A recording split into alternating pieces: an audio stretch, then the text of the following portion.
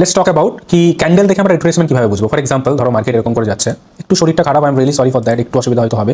Market ধরো bullish, like এরকম করে উপরে যাচ্ছে, like that like that like that, ঠিক আছে। এবার ধরো লাস্ট যে ক্যান্ডেল হলো, লাস্ট ক্যান্ডেল মানে এটাই তো লাস্ট ক্যান্ডেল নাকি?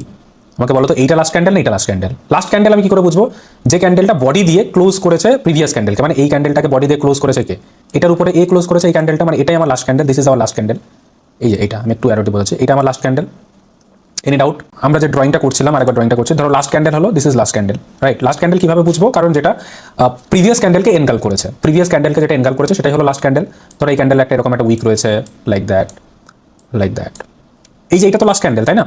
এটা লাস্ট ক্যান্ডেল কেন বলছি আমি? কারণ এইটা এই ক্যান্ডেলকে এনগাল করেছে বডি দিয়ে, সেই জন্য এটা লাস্ট ক্যান্ডেল। এটুকু বুঝলেই হবে। এবার যদি একটা বড় উইক থাকতো, যদি এনগাল না করতো, তাহলে কিন্তু এটাকে লাস্ট ক্যান্ডেল কনসিডার করতাম না। ফর এক্সাম্পল ধরো এরকম একটা ক্যান্ডেল ছিল, এরকম একটা ক্যান্ডেল ছিল, রাইট? ক্যান্ডেলটা ধরো এরকম হলো, তাহলে কি এটা লাস্ট ক্যান্ডেল? তাহলে কি এটা লাস্ট ক্যান্ডেল? আমাকে বলো। নো, এটা লাস্ট ক্যান্ডেল। তখন কিন্তু লাস্ট ক্যান্ডেল এইটা, তখন কিন্তু লাস্ট ক্যান্ডেল এইটা, ভালো করে বোঝো।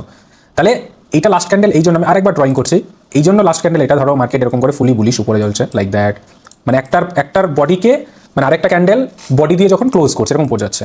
তো আমার রিট্রেসমেন্ট কখন, ভ্যালিড রিট্রেসমেন্ট আমি কখন বলবো? ফর এক্সাম্পল ধরো এই ক্যান্ডেলটা এরকম হলো, একটু ভালো করে বোঝো, এগুলো নিয়ে অনেক কনফিউশন থাকতে পারে, বাট আমি ক্লিয়ার করে দেবো। ধরো এরকম একটা হয়েছে, তাহলে আমি মার্কেটে অনেক রকম থিওরিজ রয়েছে, 2 ক্যান্ডেল রিট্রেসমেন্ট, 1 ক্যান্ডেল রিট্রেসমেন্ট, ঠিক আছে।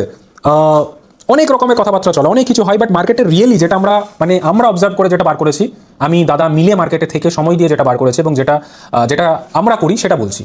দেখো এইখানে রিট্রেসমেন্ট এটাই, যখন রিট্রেসমেন্ট কখন হবে? যখন এই যে আমি লাস্ট এটা হাই অ্যান্ড লোকে মার্ক করবো, লাস্ট ক্যান্ডেলে, মানে লাস্ট যে ক্যান্ডেল রয়েছে গ্রিন ক্যান্ডেল, তার হাই অ্যান্ড লোকে মার্ক করবো। লাস্ট ক্যান্ডেল কিভাবে দেখতে হয় সেটা আমি বুঝিয়ে দিয়েছি, আশা করি তোমরা বুঝতে পেরেছো।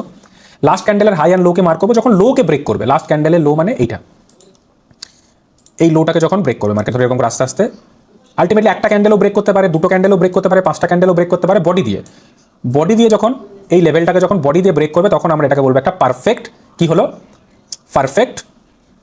Perfect retracement, valid retracement. মানে আমরা যখন এটাকে জিনিসটাকে এইভাবে দেখছিলাম, আরেকবার দেখো, যখন আমরা দেখছিলাম like that,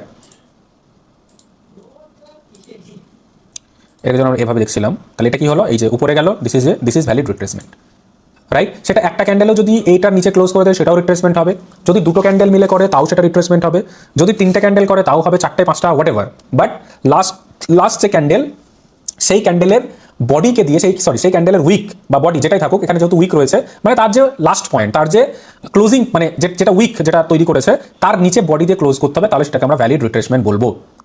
I hope you got the idea.